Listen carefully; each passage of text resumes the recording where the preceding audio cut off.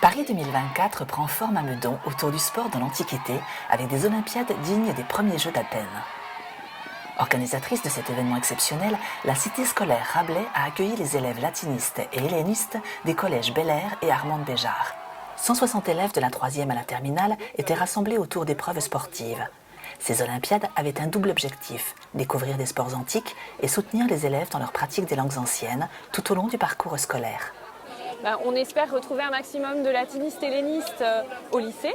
Nous avons des effectifs au lycée très importants cette année, notamment en grec. On accueille 32 élèves en seconde. C'est assez inédit. Une manière également de développer un sentiment d'appartenance à la communauté latiniste et helléniste.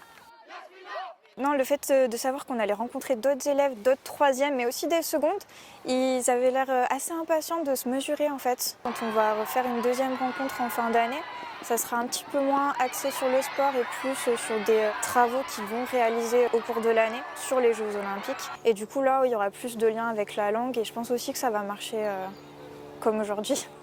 En charge d'animer les ateliers, l'association ACTA, spécialiste d'archéologie sportive. On a le saut en longueur avec les haltères, donc c'est 5 sauts, et le but c'est d'aller le plus loin possible. On a pratiqué aussi le diolos, donc c'est l'aller-retour du stade. Et les finalistes, ils vont de nouveau pratiquer le saut en longueur et le diolos.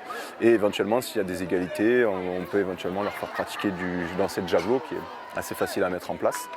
Et nous, de notre côté, on se chargera d'expliquer le lancer de disque qui existait, ainsi que les sports de combat, donc le pugilat, la boxe de l'Antiquité, ainsi que la lutte, l'orthépale.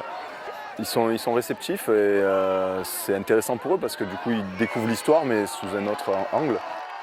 Rassurez-vous, pas de lions dans les arènes, seulement des élèves motivés par la pratique encadrée de sports antiques.